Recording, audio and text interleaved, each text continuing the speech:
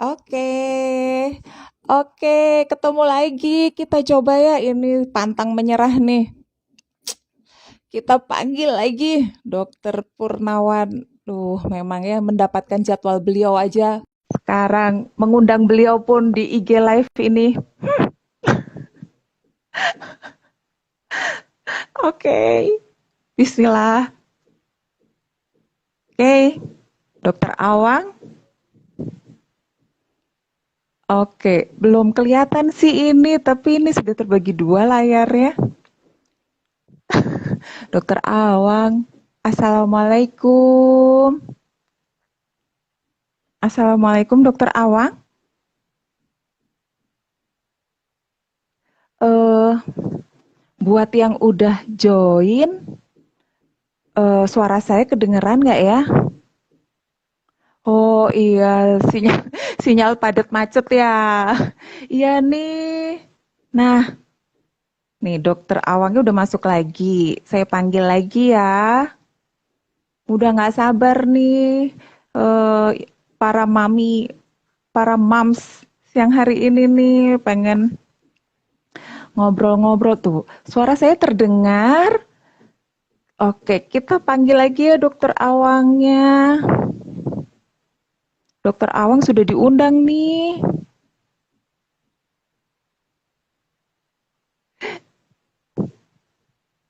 Hmm,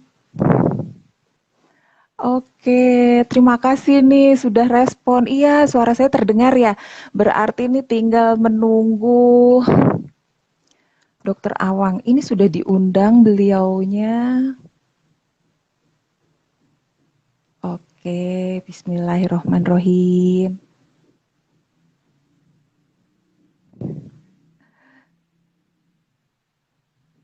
Halo, Assalamualaikum. Hmm, mungkin Dokter Awang harus mencari posisi.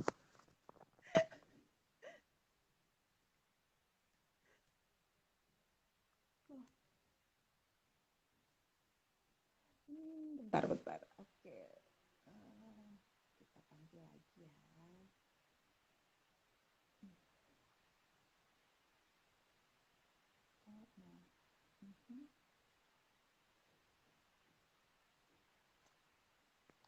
Oke, jadi rencananya tuh dengan Dokter Awang ini kita mau ngobrol. Iya betul, betul. Memang harus sabar ya. Ujian IG Live, terima kasih sudah diingatkan. Terima kasih, iya. Ya, jadi rencananya tuh kita mau ngobrol gimana sih apa hamil sehat gitu ya, karena yang nggak hamil aja dengan kondisi pandemi pasti apa ya banyak ujiannya. Jadi ini kita, nah Dokter Awang sudah diundang, Dokter Awangnya.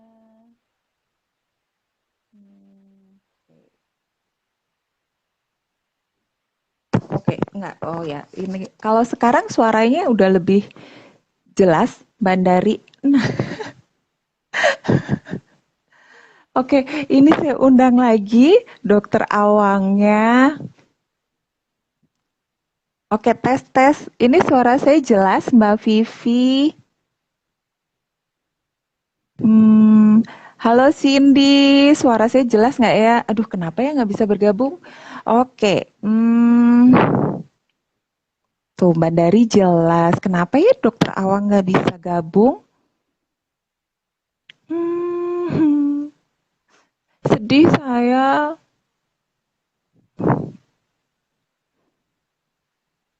Oke.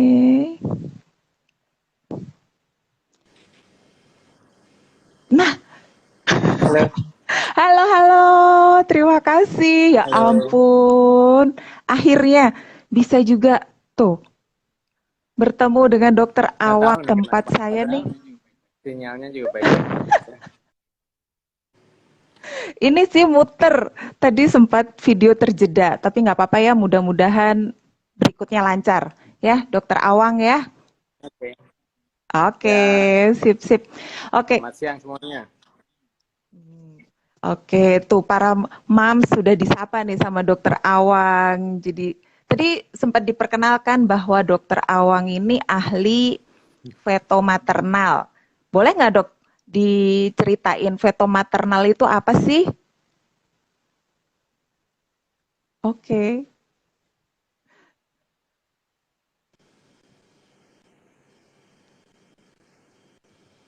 dokter suara saya kedengeran nggak ya dok?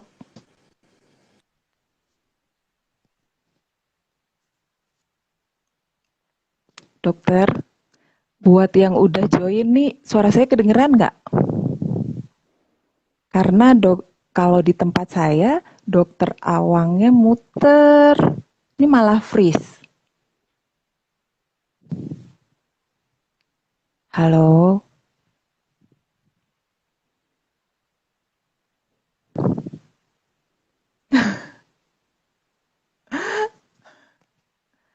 ya dokter awangnya keluar.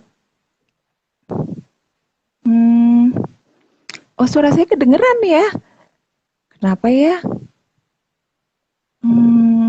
Ya memang tadi kata Mbak siapa tadi ya, memang harus sabar ya.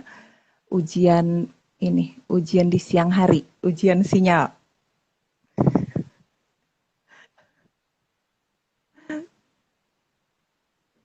Oke, mungkin kalau ada yang mau ditanyain boleh ditulis aja. Mudah-mudahan nanti bisa dijawab sama dokter Awang. Eh, oke.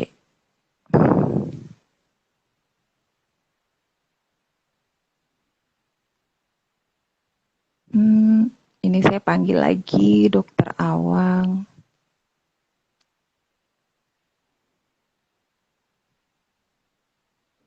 Hmm, kenapa ya?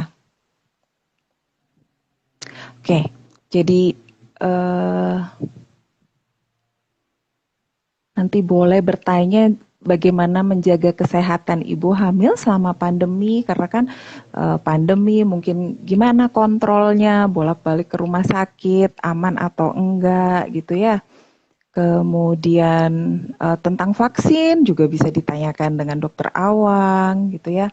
Karena kan sekarang memang vaksin ini sangat penting ya gitu. Apalagi di masa pandemi dengan varian Delta yang sangat ganas ya. Oke, saya nggak tahu nih kenapa ya. Hmm,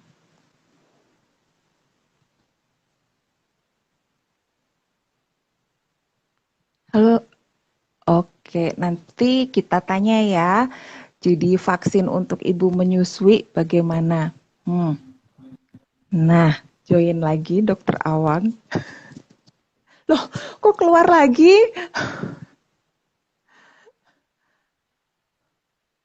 Oke,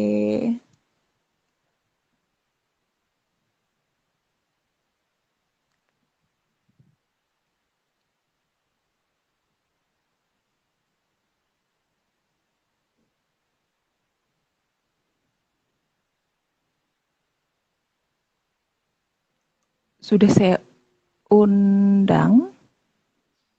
Dokter Awangnya udah saya undang untuk bergabung.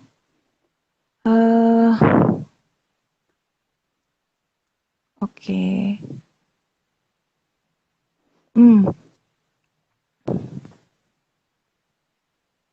Oke. Okay.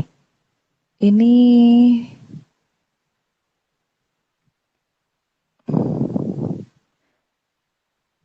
oke, sudah diminta undangannya ke dokter Awangnya, cuman saya nggak tahu nih kenapa. Ada masalah apa? Hmm,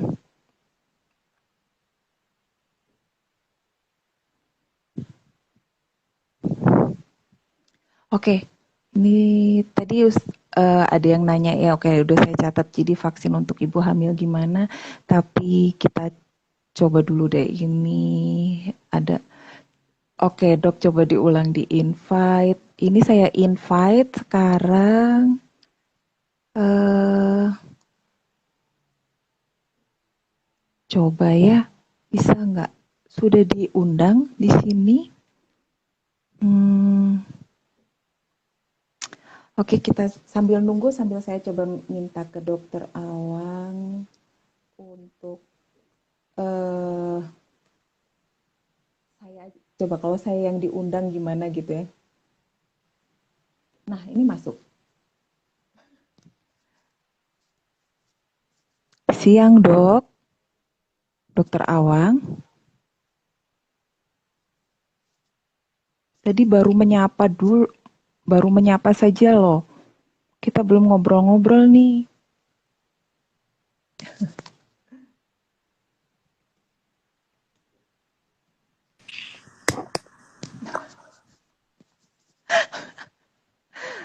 Awang, eh kalau yang udah gabung gimana? Di sana apa maksudnya? Dokter Awangnya berputar juga atau sayanya yang berputar? Karena kalau di saya nih, Dokter Awangnya sinyalnya muter-muter nih. Udah. Oke, sudah. Tuh, cuman sudah.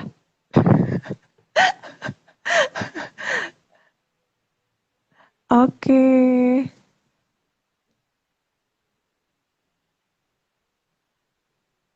Ah, Dokter Awangnya blur ya? Iya, di saya nih juga muter gitu loh. Kalau sayanya lancar di sana. Nah, hmm,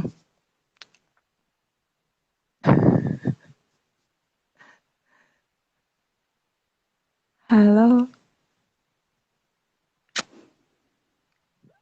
Jam pulang kantor kali ya sinyalnya ya. Jam jam 2 menuju jam 3 jadi oke tuh. Oke, jam pulang kantor. Hmm, oke. Eh,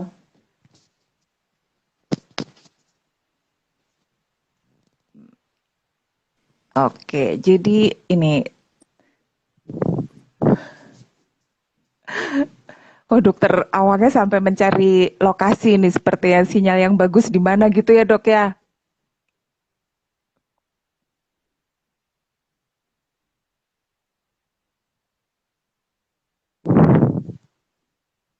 Oke, tuh berat berat badan janin supaya cepat naik ya. Oke. Hmm, ya, oke dokter Awang. Ini nggak muter, bagus ini. Suaranya nih yang nggak kedengeran, dokter Awang. Suaranya dokter Awang,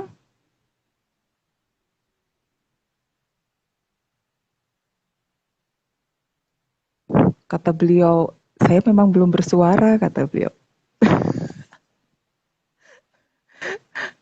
Dokter, suara saya jelas nggak dok? Suara saya jelas? Oke. Dokter Awang boleh ini dulu menyapa ibu-ibu lagi nggak? Tolong disapa lagi ibu-ibunya, para mamis.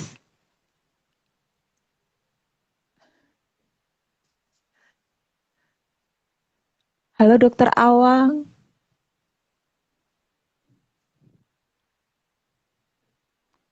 suara dokter aku nggak bisa dengar. Oh, kenapa ya? Oke. Dokter Awang,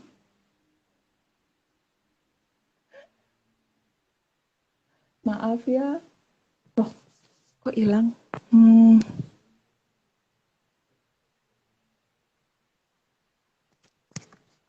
oke. Maaf ya. Ini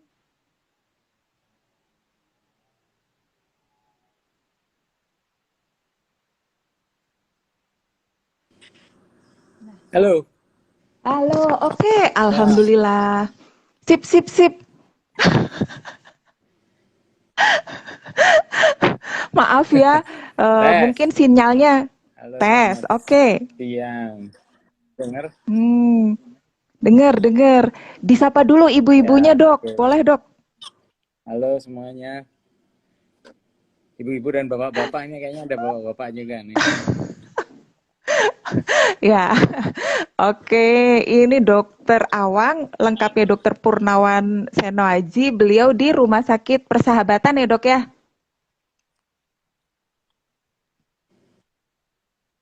Ya betul, di Rumah Sakit Oh, Persahabatan.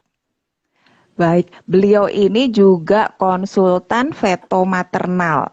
Bisa diceritakan sedikit nggak, Dok? Veto maternal tuh apa sih? Oke, jadi veto maternal ini bagian dari ilmu obstin atau kebidanan dan kandungan yang istilahnya kita belajar ekstra lebih untuk kekhususan pada kehamilan resiko tinggi, terus kemudian deteksi kelainan janin, terus prinsipnya intinya kehamilan-kehamilan bermasalah pada yang tidak lurus lah, yang ya adalah ibu dengan masalah atau bayi dengan masalah, termasuk dengan perencanaan sejak sebelum kehamilan dan juga Oh, untuk screening genetik. jadi mungkin bayi urusan janin dalam perut gitu ya, untuk Ya, kesehatan janin dalam perut. ya. Oke. Nah, ini ada Dokter Wulan juga. Selamat datang, Dokter Wulan. Ada dokter Oke. Bulan. Ada dokter Dince ini, dokter Budince ini direkturnya saya dulu, mantan direktur saya di Persahabatan. Alhamdulillah. Lah, Makasih dokter. ya. Wah, jadi reuni nih, reuni. Iya Iya. dong. Nah, tuh ada dokter favorit lagi. Memang ya dokter Awang nih memang dokter favoritnya para ibu-ibu ya. Nah, dokter, ini tuh kita mau mengangkat masalah hamil yang sehat di masa pandemi ya, Dok ya. Karena ada Ya. beberapa teman saya tuh jadi aduh takut mau hamil gitu kan karena pandemi. Sebetulnya gimana sih, Dok, supaya tetap sehat hamil di masa pandemi? Oke, jadi kita juga mesti lihat case by case pada kondisi saat ini, pada saat pandemi ini kan angkanya itu kan eh, naik turun ya, naik turun. Memang ada Mm-mm. saatnya waktu kita tinggi, kita memang pernah menyarankan untuk tidak tidak program hamil atau kalaupun kontrol diperpanjang, ditunda dulu Hmm. kontrol gitu. Tapi pada prinsipnya sebenarnya kita bisa akali itu gitu. Pada kehamilan sih tidak perlu harus ditunda pada kondisi saat ini, asalkan kita tahu apa yang harus kita siapkan saat uh, Hmm. awal program ataupun selama masa kehamilan gitu. Jadi untuk program kehamilan kita bisa siapkan seperti biasa, kontrol pun bisa kita siapkan seperti biasa, asal protokol kesehatan tetap dilakukan, terus kemudian Mhm. benar-benar, oh iya, terus kemudian kan vaksin baik Hmm. sebelum dan selama masa kehamilan kan saat ini sudah mulai banyak dan mudah-mudahan segera makin merata. Nah, di situ juga berita baik buat yang lagi program hamil dan juga yang sedang hamil. Hmm. Nah, tadi juga ada yang bertanya, Dok, tadi sempat waktu nunggu kita bisa join ya. Vaksin itu sebetulnya di umur kehamilan berapa sih, Dok? Untuk ibu hamil tuh apakah dari hamil awal sudah bisa atau nunggu trimester keberapa gitu, Dok? Oke, jadi kita bicara berdasarkan keputusan bersama dari pemerintah di dalam hal ini Kemenkes dengan sudah berdiskusi dengan tim-tim seperti BKKBN, dengan POGI, dengan IBI dan para ahli dari tentang imunisasi ini, sehingga akhirnya keputusan mungkin juga berdasarkan dari penelitian-penelitian di luar negeri juga, jadinya kita memutuskan untuk memakai usia di atas 13 minggu. sebagai Oh. patokan boleh vaksin. Mhm. Di atas itu dan tidak ada batas lagi. Mungkin teman-teman pernah baca ada putusan dari POGI bahwa sampai 33 minggu. Mhm. Namun kita kan namanya kondisi selalu berkembang dan saat ini kita nilai bahwa ternyata di atas itu pun masih aman sampai bulannya, sampai lahiran. Jadi dari di atas 13 minggu kapan tidak ada batas akhirnya lagi. Berarti ini pas kebetulan nih kalau di layar saya nih, Dok, saya hamil 37 minggu, kalau mau vaksin sekalian habis lahiran boleh kan, Dok? Nah, kalau kayak gini gimana, Dok? Langsung di 37 minggu atau nanti aja habis lahiran? Oke, jadi sebenarnya sih ini kan jatuhnya pilihan ya, pilihan pada si pasien. Kalau secara dari sisi kita, vaksin aman, 37 minggu pun nggak apa-apa. Gitu. Mhm. Kalau saya paling enak ngomong ke pasien tuh gini, jangan takut sama vaksin, takutlah sama COVID. Gitu. Ya, betul, Jadi betul, betul. kalau kalau ibu masih menunggu lagi 37, bukannya saya ngarepin terus kena gitu ya. Tapi apa namanya? Emang kita bisa tahu, emang kita yakin kita bisa jaga nih sambil nunggu mamanya lahirannya ternyata 40 minggu. Berarti masih 3 minggu Mhm. lagi dong Mhm. berisiko terpapar gitu. Mhm. Jadi nggak pernah tahu. Jadi kalau saya prinsipnya sesegerapnya pun ada kesempatan lakukan. Apapun mereknya kerjakan. Ada 3 ya Oke. yang di ACC sama Kemenkes. Apa aja, Dok? Kalau yang buat ibu hamil tuh apa aja? Sinovac, Moderna sama Pfizer. Sinovac.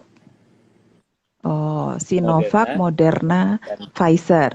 Pfizer. Hmm. Ya, jadi kalau jawaban tadi ya saya akan memilih untuk sesegeranya divaksin. Karena mungkin tambahan lagi bahwa ibu hamil sendiri kondisinya sebenarnya kita posisikan sebagai kelompok rentan. Jadi kelompok rentan itu artinya jika terkena dia resiko lebih berat, bisa terjadi resiko lebih berat. Belum lagi di situ ada ibu Dua dan bayi. nyawa. Ya, ya. Jadi begitu ada kesempatan sudah vaksin saja, ya Dok ya. Ya, Karena itu juga untuk dua nyawa kan ya, untuk ibu dan untuk bayinya. Nah, ya. ini karena ngomongin vaksin nih ya, biar supaya nggak kelewat. Nah, kalau ibu menyusui Dok, aman nggak Dok ibu menyusui? Vaksin itu Ya, aman buat aman, aman. Ibu aman. menyusui aman. Nggak ada. Justru makin tidak ada batasan khusus untuk itu. Oh, dengan Untuk ibu 3 jenis menyusui. vaksin tadi ya. Ya. Nah, jadi ibu hamil lebih dari 13 minggu sampai sampai seterusnya ya Dok, sampai menyusui sampai Terong. Ya. sampai seterusnya. Ya, cepat kalau dapat jadwal vaksin segera vaksin. Nah, terus dokter tadi kan dokter udah bilang kalau ingin hamil silahkan tapi tetap jaga kesehatan ya Dok ya. Ya. Sejauh ini kan apa namanya? Kalau misalkan nih waktu hamil, nauzubillah min zalik ya, tapi terkena COVID gitu kan ya Dok ya. Nah, apa yang harus dilakukan oleh ibu hamil tersebut, Dok? Jadi maksudnya apa yang harus diperhatikan gitu kan? Karena kan dua nyawa ya Dok ya. Kalau satu nyawa aja kita kadang udah bingung, ini dua nyawa. Jadi apa yang harus dilakukan kalau ibu hamil terkena COVID? Oke. Jadi seperti yang mungkin teman-teman ketahui, COVID ini kan luar biasa, ini istimewa sekali. Kita tidak pernah tahu, kita berhadapan dengan yang bisa membuat kita. Jadi gini, spektrumnya luas sekali, mulai dari yang tidak bergejala sampai yang mengancam kematian. Ini mungkin kalau boleh dicari, mungkin ini satu-satunya penyakit nih, yang kalau kena ada yang orang bilang nggak ada gejalanya, saya perasaan di rumah mulu kayak nggak isolasi itu kayak ya nonton Netflix ya, nonton film nggak ada apa-apa. Perasaan ini cuma nunggu doang 14 hari atau 10 hari kok nggak ada apa-apa. Ada yang begitu itu artinya spektrum terendah sampai spektrum ICU sampai mohon maaf tidak tertolong. Nah, artinya apakah kita boleh bisa milih kita mau kena yang mana, kan tidak tahu. Jadi kita tetap harus berpikir bahwa apapun jika kita terpaksa harus terkena, kita harus siap-siap dengan persiapan matang. Nah, artinya pada kondisi khusus yaitu pada ibu hamil itu yang paling efek terberat adalah jika sampai memang sampai gejala sedang atau berat, yaitu ada masalah di paru-paru, di mana berarti oksigenasi atau penyaluran oksigen baik ke tubuh sendiri maupun ke bayi bisa terganggu. Jadi bukan COVID-nya, bukan virusnya terus nanti menyebabkan sesuatu pada bayi, tapi masalah lalu lintas oksigen ibu yang buruk yang membuat bayinya akan menjadi gawat. Intinya sih sebenarnya itu yang harus kita perhatikan. Jadi ya kalau sedang hamil terus terkena COVID, ya satu harus pastikan kontrol ke dokter yang bersangkutan, dokter kandungan, dokter paru, atau dokter penyakit dalam yang bisa pegang ibu, sehingga bisa bisa kita evaluasi apakah ibu itu dalam spektrum yang mana, layak isolasi mandiri atau harus dirawat atau masuk ICU atau bagaimana, itu nanti kita akan bisa bantu putuskan. Jangan mengambil keputusan sendiri, tidak tahu apa yang harus dihadapi. Beberapa pasien ada yang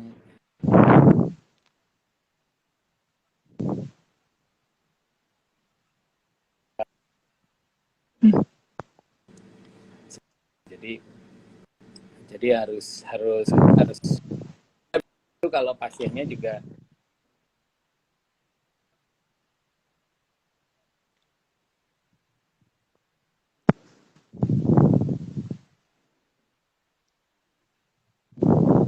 dokter Dian.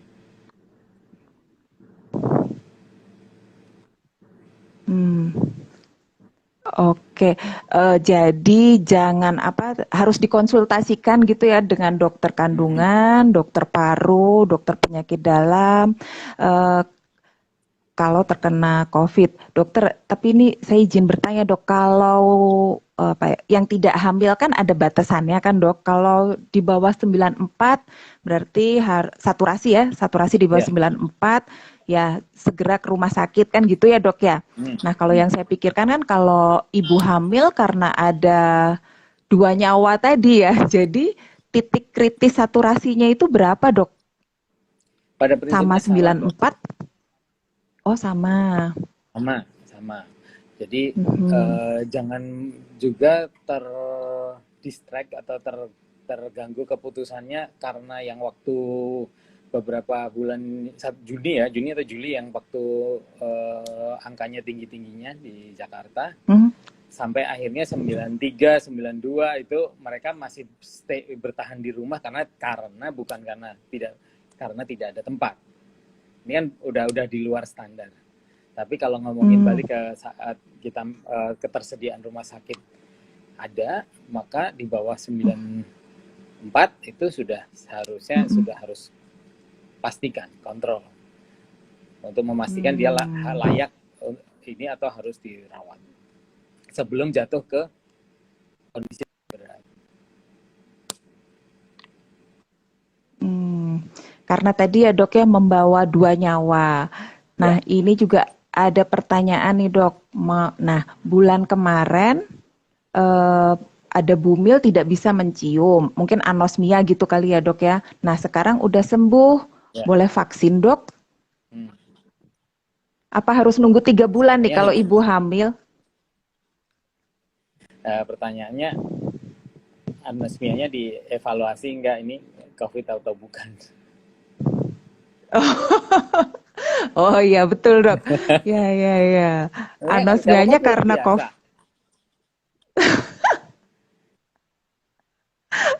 Alergi ya dok ya, karena alergi. Iya. Tiba-tiba nggak bisa bau kan, nggak selalu, itu bukan tanda pasti dari kondisi COVID kan. Gitu. Ya kalau mau sih, mamanya sekarang kan udah terlanjur nih, tapi merasa sudah sehat ya cek aja dulu. Kalau memang sehat, tidak ada apa-apa ya langsung aja vaksin, tidak apa-apa. Baik, dokter.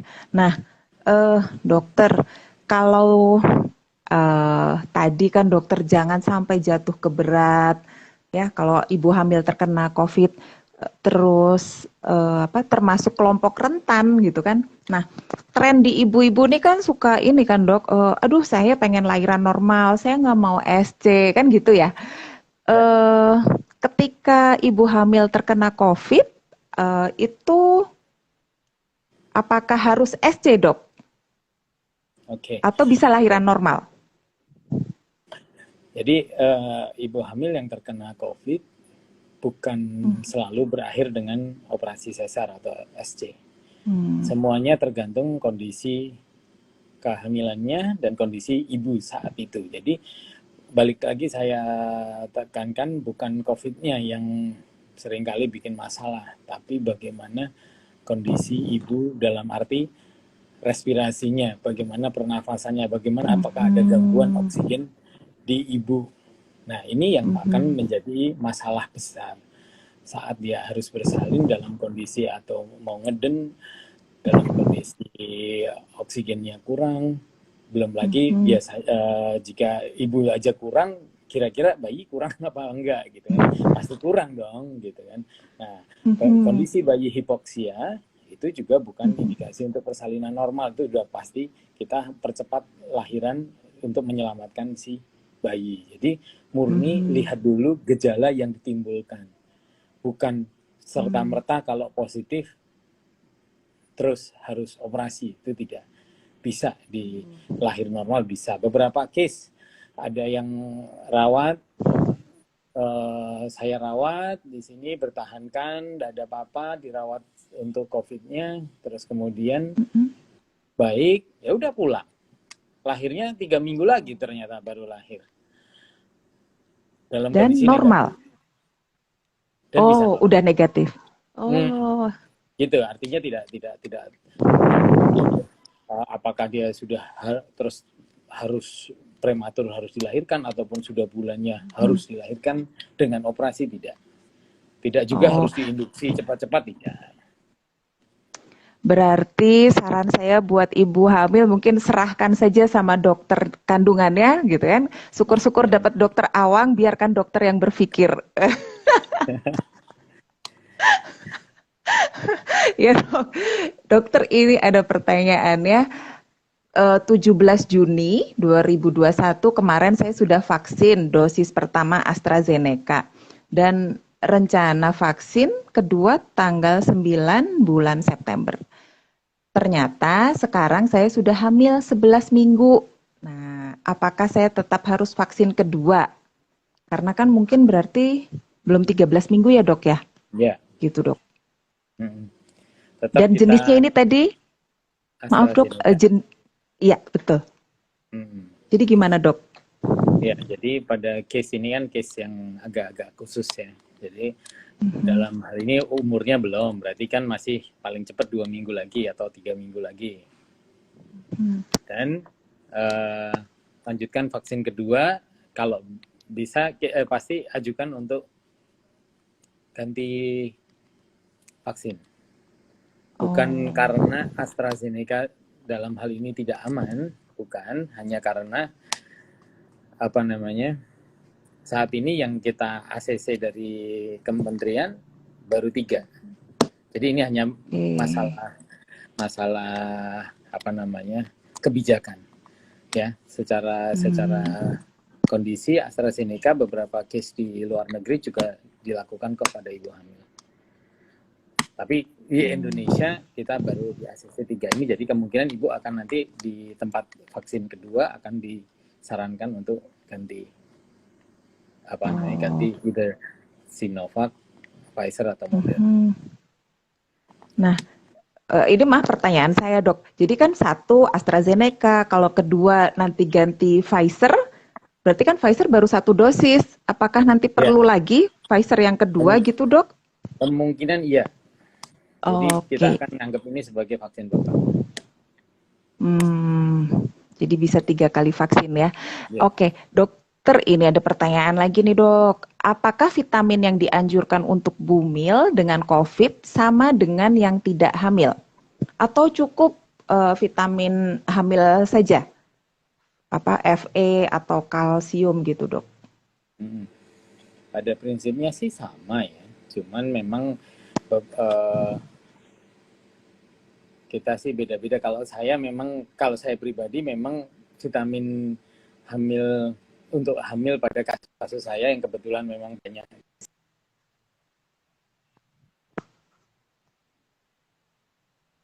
beberapa tipe yang dosisnya lumayan tinggi seperti vitamin D, kita cek dulu kadar vitamin D-nya, kalau memang harus tinggi kita kadarnya rendah kita kasihnya yang 5.000 gitu. Dan ternyata dalam kondisi COVID ternyata pemberian vitamin D 5.000 juga bermanfaat gitu untuk untuk menjaga daya tahan tubuh supaya untuk tidak terkena untuk kondisi COVID itu. Terus kalau vitamin prinsipnya sih sebenarnya sama.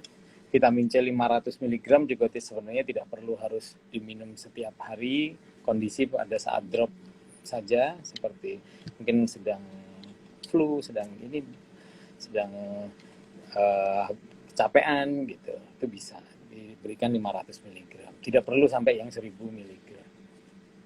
Jadi prinsipnya sih hampir tidak berbeda. Tidak beda ya. Baik, tapi itu semua juga mungkin atas saran dokter ya, Dok ya. Jadi maksudnya jangan asal mengkonsumsi sendiri kan ya, Dok ya. Nah, ya. Dokter, ini ada pertanyaan. Nanti apakah kita benar yang sesuai? Baik, Dok. Maaf, Dok. Dokter, ini ada pertanyaan nih. Apakah benar kalau Bumil kena COVID akan ada dampak pada bayinya nanti? Oke. Ya. Pertanyaannya bagus ya. Yang penting gini, prinsipnya tadi COVID-nya sendiri, si virus ini udah banyak penelitian dan saat ini belum bisa dijadikan kesimpulan bahwa virus itu bisa melalui plasenta. Angka kejadian bayi tertular COVID pun sendiri sangat-sangat kecil, dan itu pun kadang-kadang kita belum bisa tahu ini sebenarnya dapat dari mana. Siapa tahu setelah lahir baru kena, itu yang kita sulit. Nah, tapi penelitian di plasenta segala macam itu belum bisa ngambil kesimpulan bahwa ini ada penularan langsung lewat plasenta. Jadi COVID-nya sendiri keputusan kita saat ini bahwa tidak menular lewat plasenta. Yang jadi masalah, pertanyaan tadi kan, apakah nanti bermasalah sama bayinya? Ya balik lagi, jika si ibu mengalami gangguan oksigenasi, bahwa jika paru-parunya ibu sampai mengalami gejala berat, sampai pneumonia berat, oksigen yang bawa untuk ke seluruh tubuhnya ibu termasuk ke bayinya berkurang, maka si bayi akan kurang mendapatkan oksigen. Dalam hal ini yang terjadi adalah kegawatan pada bayi. Kegawatan pada bayi itu bukanlah nanti hubungannya sama keselamatan bayi. Jika kita nggak ngambil keputusan, bisa bayi ini meninggal di dalam.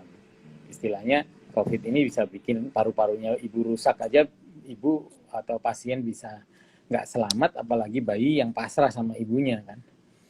Gitu. Dia pasti tidak akan selamat duluan kalau ibunya udah dalam kondisi sangat kekurangan oksigen. Tapi saya ulang lagi bahwa si virusnya sendiri tidak menyebabkan masalah apapun sama si bayi. Efek dari oksigennya yang terganggu yang bisa menyebabkan kegawatan sama bayi. Jadi oksigenasi itu penting. Cara memantaunya saturasi oksigen tadi ya, Dok ya? Ya, terus bisa diajarin sama dokter Dian juga itu senam-senamnya. Mungkin bisa dipraktekkan itu. Yang belum nonton videonya boleh nonton videonya ya. Senam respirasi, senam apa namanya, Dok? Latihan pernapasan, Dok. Latihan pernapasan. Iya. Dokter, ini nggak di apa ya, kan kalau hamil biasa ya, bukan masa pandemi itu kan selalu diajarkan apa menilai gerakan bayi gitu kan ya dok. Ya, Nah, ketika ibu terkena COVID gitu kan, selain saturasi oksigen, apakah gerakan bayi ini juga harus dipantau dok? Dan cara mengukurnya gimana? Terus terang lupa saya. ya. Jadi ada beberapa cara ukuran, tapi yang biasanya kita pakai adalah harus ada gerakan paling tidak 10 kali dalam 12 jam. 10 Ya, jadi kali dalam 12 dalam jam. 12 jam. Nah, itu kan kadang-kadang agak sulit. Kalau saya sih paling gampang ngomong ke pasien gini aja, pokoknya 1 jam 1 aja ada itu udah bagus kan. 1 jam ada, Hmm. padahal biasanya Mm-mm. lebih. Nah, Hmm. maksudnya kalimat itu adalah jika belum 12 jam sudah 10 kali lebih cepat, ya itu berarti udah lebih bagus. Sama kok, nggak ada bedanya antara kalau lagi kena ataupun nggak kena. Tapi saturasi ini, alat pulse oximetry ini sekarang jadi alat yang wajib punya. Mumpung masih gampang dicari kan ya, harganya juga nggak gila-gilaan. Ini jangan sampai, eh, buat saya sih yang tidak hamil pun sebaiknya tetap punya di rumah, apalagi yang sedang hamil. Kita nggak pernah tahu, karena apa, masing-masing orang memiliki apa ya istilahnya, respon terhadap kekurangan oksigen itu berbeda-beda. Yang paling enak ya Hmm. sekalian aja ngerasa, jadi tahu bahwa ini udah mulai masalah. Yang bahaya adalah ada yang sudah di bawah 90 merasa baik-baik saja. Baru kaget setelah Hmm. Ya. dipaksa-paksa ke rumah sakit, di rumah sakit sudah di bawah 90 gitu. Kami teman-teman dokter paru yang menangani juga makin datang dalam kondisi terlambat, makin sulit kita perbaiki lagi gitu. Hampir semua masalah apa namanya, ketidakberhasilan, ya istilahnya keselamatan pasien murni saat ini hampir 90%. Satu adalah keterlambatan kedatangan, dua adalah belum divaksin. Jadi ini adalah data di luar negeri dan di sini juga, bahwa 90% pasien-pasien kami yang di ICU sekarang, yang kondisi berat, yang nggak bisa bangun-bangun, yang segala macam, itu 90% belum divaksin. Sedangkan yang Hmm. divaksin, alhamdulillah saat ini hampir 90 sampai 94% itu terselamatkan dari gejala berat. Balik lagi, Hmm. apapun mereknya. Apapun mereknya. Nah, Jangan nunggu yang katanya lebih bagus tapi 3 bulan lagi. Ya, jangan. Masalah beruntung sekarang dapat, ya silakan. ya rezeki ya dok ya, itu Ya, berarti rezeki. rezekinya. Ya, Nah, ya saya tuh pernah nonton, lupa ya dok ya, apakah ada teman mengirim atau mungkin dari IG-nya dokter Awang. Jadi dokter Awang ini juga sangat care banget ya sama pasiennya ketika ada yang kekurangan apa, ketika ada desaturasi gitu ya ibu hamil. Beliau ini berjuang apa mengirimkan bantuan oksigen ya dok ya. Kebetulan apa ya, kalau nggak salah Pak apa Pak RT, Pak RW, Pak Lurah gitu ya punya iya, tabung sehingga iya, dokter iya, Awang dan apa yang iya, warga bantu warga ya dok ya. Atau gimana iya, dok? Bisa warga bantu diceritain nggak warga. dok? Iya. Mhm. Jadi waktu itu kan memang kita di perumahan kita kan udah sering kita berkomunikasi. Saya disuruh, ya istilahnya apa yang harus dijaga-jaga nih, kelihatannya naga-naganya nih bakalan susah cari rumah sakit gitu kan. Akhirnya Mhm. saya komunikasikan sama warga untuk mempersiapkan segala macam, mungkin ya obat, terus kemudian oksigen, terus Mhm. kemudian eh, akses, ya istilahnya siap-siap jangan sampai kehabisan, mana tempat ngisi juga harus sudah tahu. Nah, jadi pada case itu ternyata ada yang di rumah karena dia nggak bisa masuk ke rumah sakit, sudah full. Akhirnya Mhm. kita bantu pasangin. Mereka kan kebetulan kan orang non medis kan juga nggak tahu cara masang oksigen segala macam, jadi kita bantu itu. Alhamdulillah waktu itu akhirnya 2 hari kemudian dapat rumah sakit waktu itu sampai ada yang dapatnya nyari sampai di luar Jakarta, itu dapat yang di Cirebon, ada yang dapat di Purwakarta, gara-gara Jakartanya sampai nggak bisa kemasukan pasien lagi. Tapi ya semua usaha dilakukan lah. Beberapa ada yang survive bagus, ada yang ya kita nggak bisa bantu lagi, kita tidak selamat banyak itu. Ya dok, jadi memang kondisi kemarin itu memang ini ya dok ya,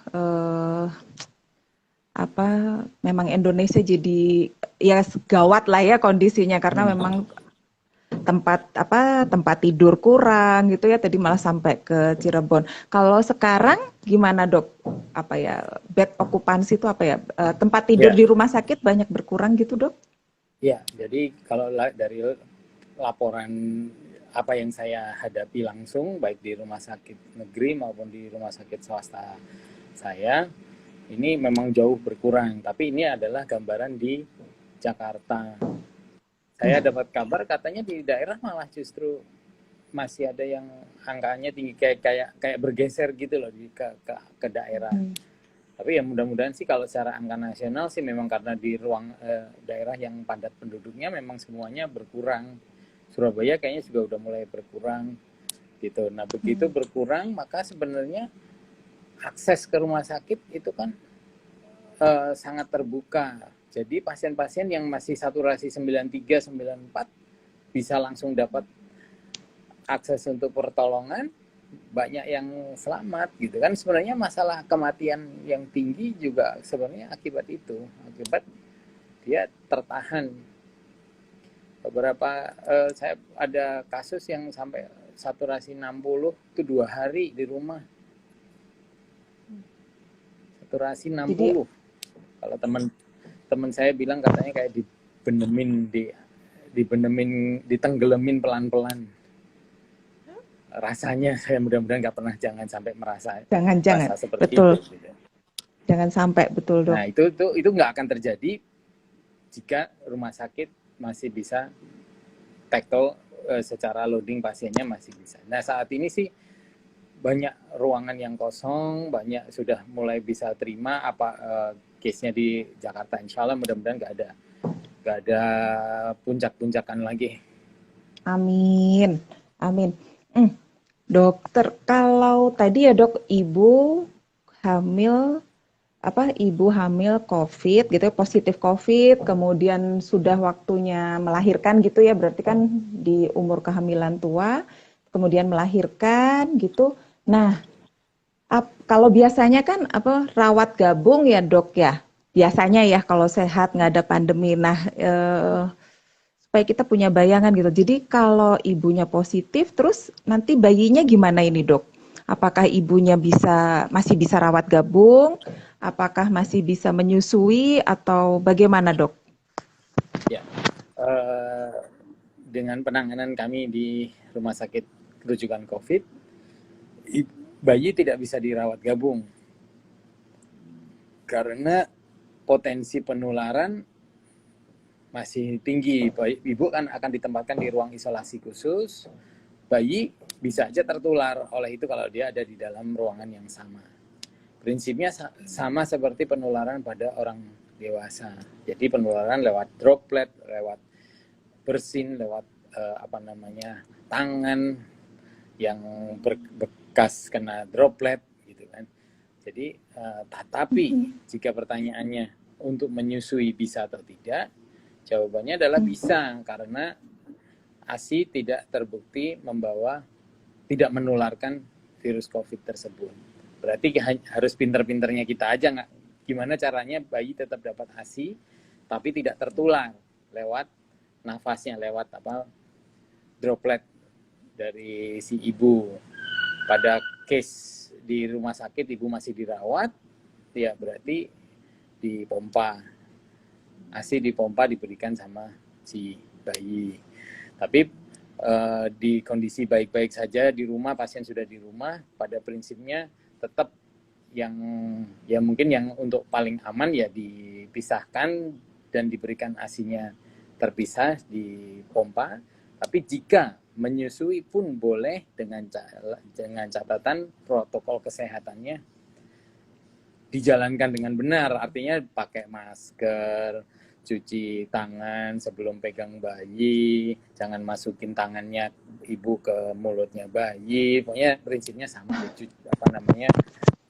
pada prinsip seperti pada protokol kesehatan pada umumnya. Namun kan nggak bisa berjarak 1 meter Iya. sama si bayi. Nah itu yang jadinya ibu akan berhadapan sama resiko tetap karena berkontak erat. Nah kalau tidak mau ngambil resiko itu, ya paling aman tetap di pompa terus diberikan. Tapi bukan alasan bahwa kalau sudah kena COVID berarti saya tidak menyusui, itu salah. Air susu ibu aman untuk air susu ibu yang COVID aman untuk bayi dan tidak membawa virus COVID. Berarti memang harus dipompa gitu ya kalau ingin aman gitu. Ya, Karena kalau lebih aman. Karena kalau apa Dok? Kalau yang digendong gitu kan artinya kontak erat ya Dok ya. Ya. Baik. Nah, pernah nggak Dok maksud saya dokter menangani gitu ibunya positif COVID gitu kan, meskipun tadi dokter menjelaskan COVID tidak lewat plasenta ya Dok ya, tapi ada nggak bayi yang lahir positif COVID gitu Dok? Ada, tapi angkanya sangat kecil dan kita nggak bisa ngambil kesimpulan ini berasal dari mana. Gitu. Karena kan bisa aja dia handling si bayi saat di perpindahan ruangan. Jadi beberapa case waktu itu kita temukan ada yang positifnya setelah 9 jam. Waktunya terlalu lama gitu. Nggak pernah tahu ini dari mana. Gitu. Jadi kita nggak. Tapi beberapa case penelitian masih, ya semuanya teori ya. Penelitian di penyakit baru sampai saat ini masih kita belum setuju dengan gambaran data-data, nggak ada yang mendukung bahwa ada virus COVID yang terdeteksi sampai ke bayi. Gitu. Ya Dok, berarti kalau ada ibu hamil terkena COVID ini berarti cocok ya? Kalau ke feto maternal tuh udah cocok ya Dok ya? Ya, insya Allah dibantu. Oke. Nah, kebetulan saya memang di rumah sakit rujukan COVID di Persahabatan, jadi memang pegangannya sekarang sampai mungkin baru minggu-minggu ini kita mulai pegang yang non COVID, sudah hampir 1 tahun lebih kami tidak pegang pasien hamil non COVID. Jadi semua pasien COVID semua pasien hamil di Persahabatan adalah hamil yang dengan COVID.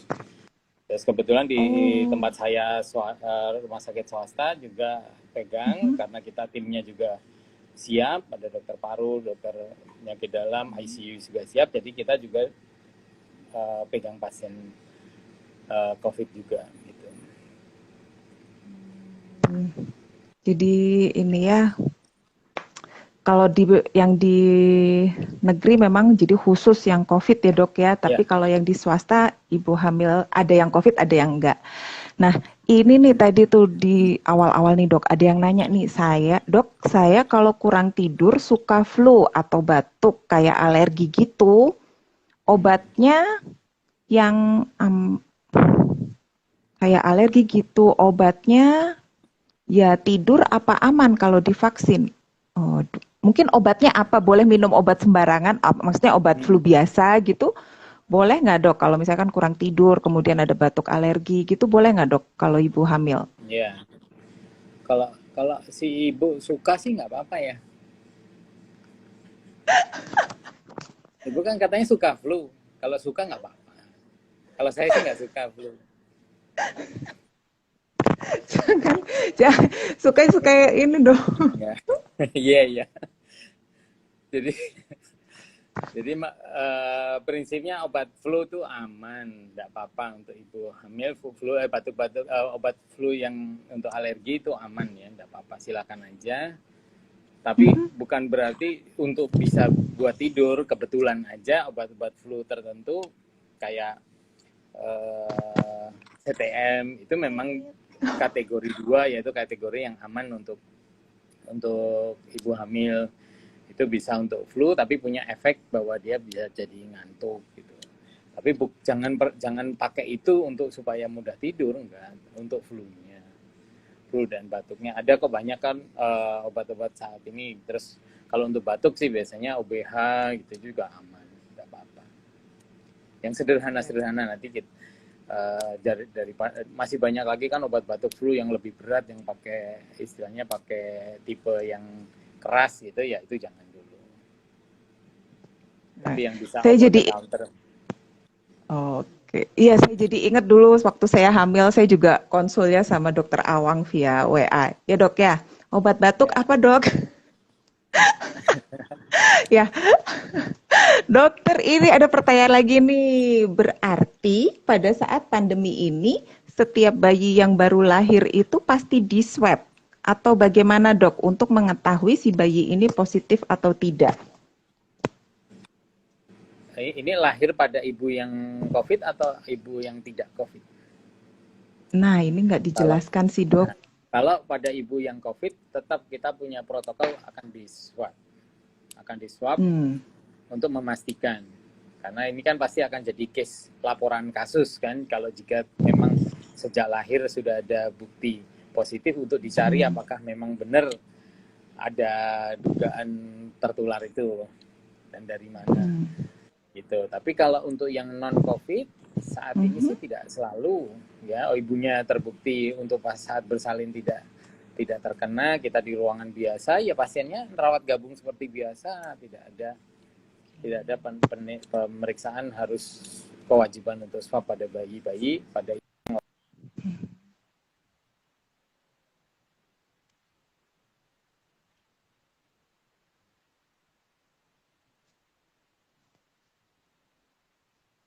Oke, dokter. Dokter, ini ada pertanyaan lagi. Oke, izin dok bertanya, apakah ibu hamil perlu memiliki fetal Doppler di rumah?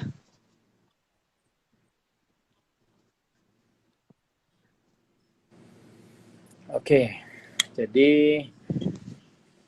mungkin ada yang belum tahu fetal Doppler itu apa. Jadi ini adalah alat untuk mendengarkan denyut jantung bayi.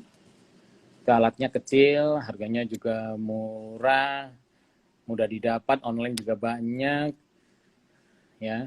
Terus tapi yang jadi tricky adalah apa ibu sudah bisa cara memakainya, karena tidak semudah hanya dengan mendengarkan ini, tapi pasien atau si ibu hamil ini harus belajar untuk mencari di mana letak punggung si janin, kemudian ditempelin. Kecuali memang mau sambil nyari ke seluruh perut ya silakan aja, nanti sampai ketemu juga akhirnya ketemu juga gitu.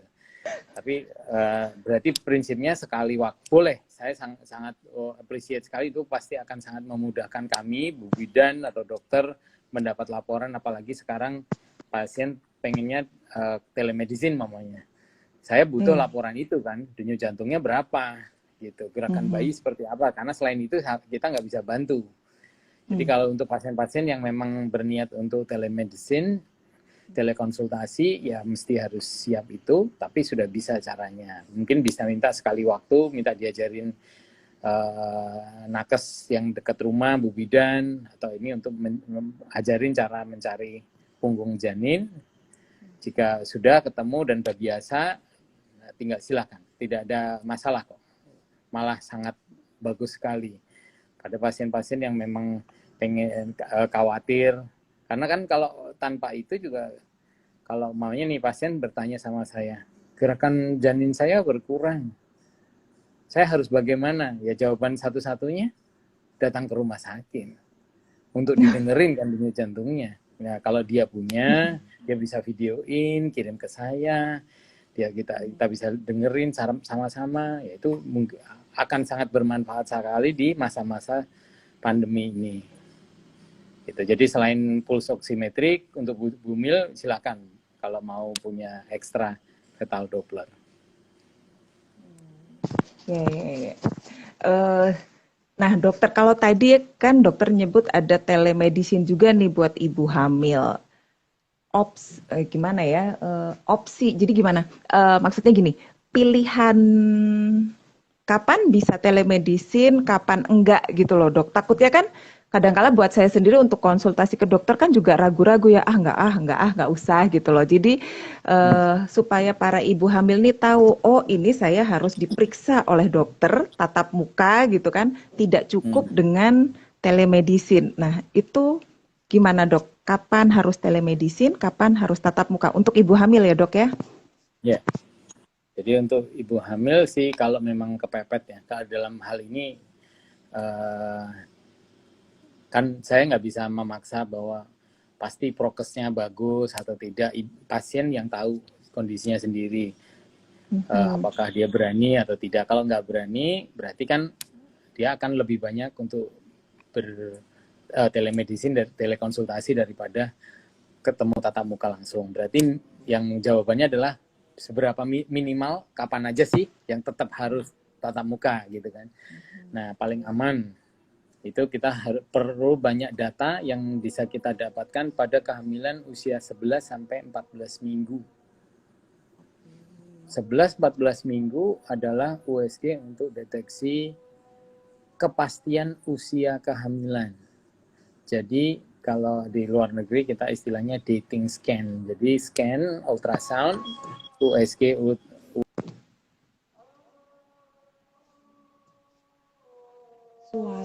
Suaranya hilang ya? pada 11 sampai Halo? Halo. Oke, Ya, udah keluar. Oke. Nah, jadi penentu usia kehamilan hanya kita pastikan pakai USG usia 11 sampai 14 minggu.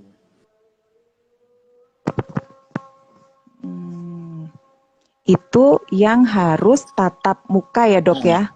Harus. Berarti. Ya, kalau sebisa mungkin jangan kelewat gitu. Karena di saat itu juga kita juga melakukan penilaian untuk deteksi dini kelainan kromosom. Ya, jadi ada penilaian namanya penilaian local translucency. Itu dilakukan hanya pada usia 11 sampai 14 minggu. Sebelum itu dan setelah itu kita miss, kita nggak bisa dapat informasi. Jangan nanya ke kami pasti udah 7 bulan, Dok, ada Down syndrome atau enggak, jangan nanya. Saya nggak bisa jawab. Kalau nggak punya data 11-14 minggu. Sama juga kalau pasien nggak ingat tanggal haid, datang tiba-tiba udah 7 bulan, minta tahu umur hamilnya berapa. Itu sama, saya nggak bisa jawab. Jawabannya ada di USG 11 sampai 14 minggu. Artinya ini sedemikian pentingnya, kalaupun kepepet, nggak datang di 8 minggu ya nggak apa-apa. Nggak datang di 16 minggu nggak apa-apa. Tapi mungkin cari waktu untuk datang di 11-14. Itu pertama, itu satu. Yang kedua, di trimester 2 biasanya yang paling bagus ya 20-24 minggu. Itu untuk penilaian organ.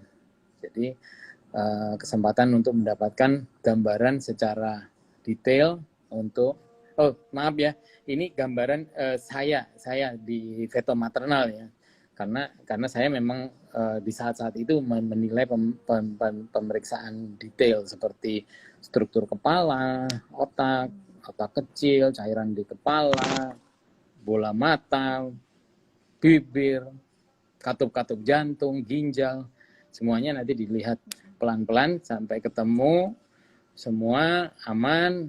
Nah setelah itu sih balik lagi, nggak ada yang terlalu khusus lagi. Mungkin sekali lagi di trimester ketiga. Itu kalau kepepet ya, maksud saya kalau kondisi mungkin lagi waktu itu lagi penuh, lagi banyak kasusnya. Kalau makin kesini makin aman, saya rasa sih alangkah baiknya tetap melakukan kontrol sebulan sekali. Gitu. Tapi itu semua balik ke pilihan pasien. Pasien tetap kita buka untuk beberapa dokter kandungan juga membuka untuk telekonsultasi. Baik, dokter. Ini ada pertanyaan nih, Dok. Dok, saya baru punya anak 1. Sekarang umur 3,5 tahun. Saya pengen punya lagi. Umur saya 40 tahun sekarang dan KB-nya belum dibuka. Takut kondisi sekarang juga kalau konsul virtual kurang afdol. Terus pertanyaannya apa? Pertanyaannya pengen hamil lagi, boleh enggak? Ya kan? Boleh nggak? Oke, umur 40 tahun tuh dok. Ya. Aduh, kata dokter Awang, Ya, jadi, teman saya aja umur berapa?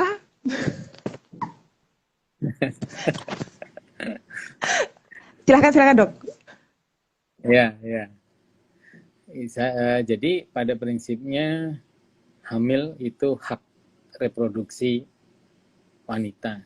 Dia boleh kok kapan aja selama dia masih bisa hamil, yaitu sampai di saat berhentinya masa menopause. Ya kan? Menopause itu rata-rata umur 51 tahun. Gitu. Tetapi ada tetapinya. Tetapi cadangan ovarium atau cadangan sel telur itu makin deket masa menopause makin habis. Kalau makin sedikit, maka chance untuk mendapatkan sel-sel telur yang abnormal itu makin tinggi. Artinya, kalau pas dapat yang apesnya dapat yang nggak bagus, ya chance atau kesempatan untuk dapat bayi dengan kecacatan juga lebih tinggi. Dan kita ngomong data bahwa kejadian Down syndrome itu sudah meningkat 4 kali lipat. Ada bayi yang dilahirkan pada pasien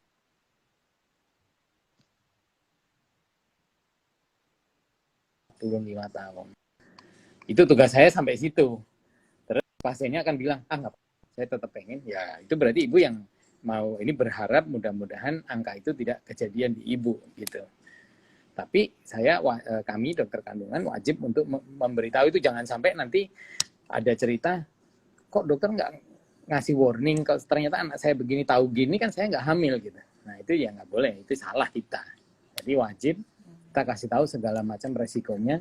Jadi pertanyaan kayak gini, saya pengen punya lagi, umur 40 tahun, boleh nggak? Ya boleh. Resikonya ini itu tadi, angka kejadian kecacatan bayi, perdarahan di ibu, preeklamsi, atau tekanan darah tinggi sama ibu, itu semua kita bisa bantu. Kayak preeklamsi kita bisa kasih persiapan, cek lab dibenerin dulu, dioptimalisasi itu sih bisa, tapi tetap angkanya tetap akan lebih tinggi daripada hamil 10 tahun yang sebelumnya istilahnya gitu, atau 5 tahun sebelumnya. Berarti kan pengambilan keputusan kita balikin ke pasien. Nggak ada kami bilang tidak boleh ya 40 tahun hamil gitu. Seberapa pengen si ibu ini pengen hamil sampai berani ngambil resiko itu kan pasien punya keputusan sendiri. Contoh, dia sudah 40 tahun, anaknya udah 5 gitu, semuanya sehat. Kalau dia ada lagi, dia punya potensi nanti harus terbebani hidupnya dengan harus memelihara anak yang berkebutuhan khusus mamanya. Nah, tapi ada yang 40 tahun tapi baru menikah. Maksud saya bilang nggak boleh. Dia pasti sih yang baru menikah ini pasti akan bilang I'll take the risk gitu kan. Dia bilang aku ambil resikonya, orang saya baru menikah kok. Nah, itu yang penting.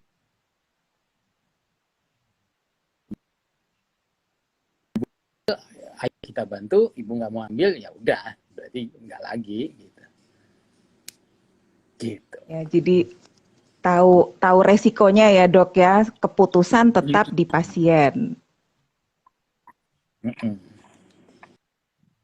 Nah, dokter, ini ada pertanyaan nih, mungkin yang terakhir ya, dok. Janin meninggal dalam kandungan ketika USG di usia kehamilan 20 minggu. Dan ketika janin usia 11 sampai 14 minggu, janin tuh baik-baik saja. Apakah kekurangan mikronutrien mempengaruhi hal tersebut, dok?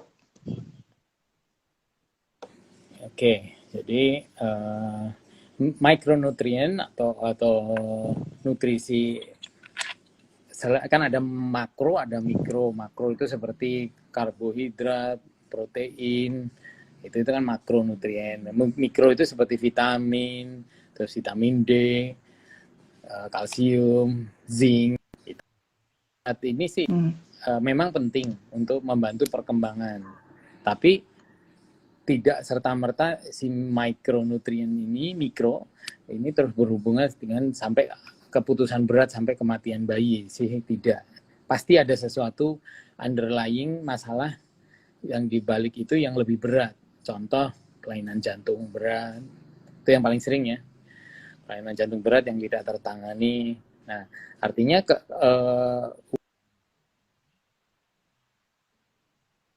kromosom itu lebih berat lagi. Tapi apakah jika tidak ada kecurigaan ke situ terus pasti bayi ini sehat-sehat saja? Tidak. Jangan salah, banyak kecacatan atau kelainan bayi yang disebabkan bukan karena kelainan kromosom. Jadi bayi ini kromosomnya normal tapi ternyata bibirnya sumbing, atau kromosomnya normal tapi jantungnya bocor.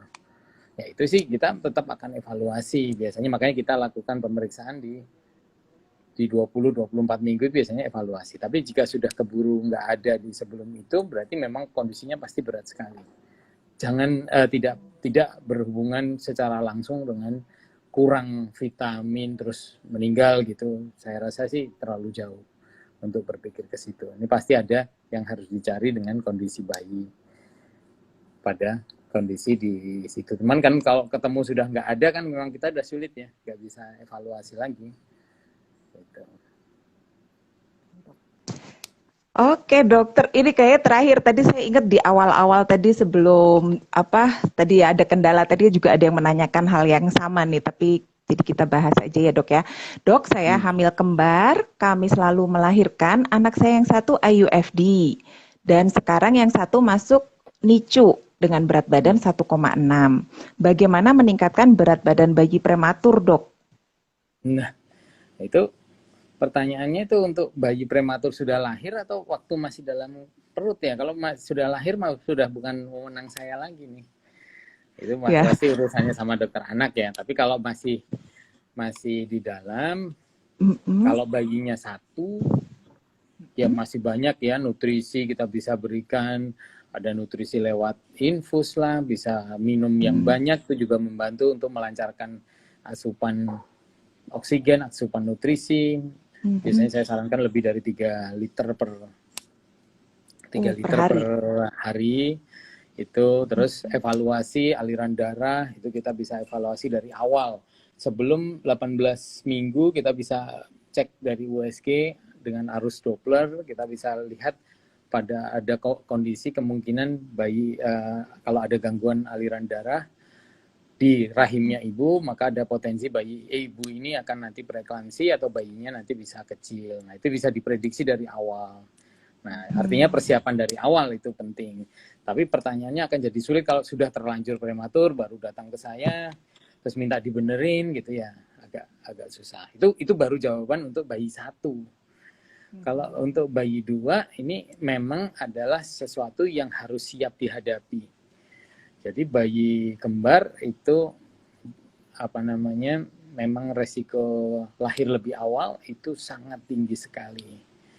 Karena dia terbebani di umur yang mungkin belum bulannya, dia sudah terbebani oleh si ibu maksud saya, udah terbebani oleh berat bayi yang double kan, sehingga mungkin terjadi pecah ketuban, sehingga terjadi kontraksi pembukaan di saat yang belum waktunya. Nah itu akhirnya pasti terjadi persalinan prematur. Nah ini juga kita kan nggak tahu keterangannya ini lahirnya di berapa minggu. Kalau dia 1,6 tapi lahir di 32 minggu untuk bayi kembar atau 30 minggu atau itu normal, itu bukan berat bayi kecil, itu bayi yang normal. Tapi karena dia harus lahir lebih awal sehingga dia bayinya lahir kecil, lahir prematur. Tugasnya dokter anak tuh nanti naikin berat badannya setelah lahir. Tapi kalau ini tadi bayinya lahir di 37 minggu, 36 minggu ini kan berarti bayi dengan pertumbuhan terhambat. Bayinya mungkin tidak prematur, sudah 37, tapi cuma 1,6. Nah itu harusnya bisa di planning dari awal. Terus kenapa bayinya yang satu meninggal sampai satu ada, ini biasanya memang ada hubungan sama aliran darah yang rebutan, namanya TTTS. Jadi twin to twin transfusion syndrome, di mana si bayi yang satu dapat, yang satu nggak dapat kebagian, akhirnya nggak kuat lagi, dia meninggal, yang satunya masih hidup. Ini pembahasan khusus lagi, nanti lebih panjang lagi nih. Duh, nanti kita booking lagi dokter Awangnya ya. Dokter, sebetulnya ini masih banyak pertanyaan lagi dok, tapi waktu kita kan 1 jam ya dok ya, supaya bisa terrecord dengan baik. Kemudian juga mungkin dokter Awang juga sibuk ya kan, karena terus terang saya mendapatkan jadwal dokter Awang itu tidak mudah, saya harus booking berapa bulan sebelumnya gitu kan. Enggak juga. Beruntung ibu hamil, karena ibu hamil nggak perlu booking kalau mau ke dokter Awang ya kan. Kalau saya nggak hamil tuh harus booking lama banget gitu loh. Ya,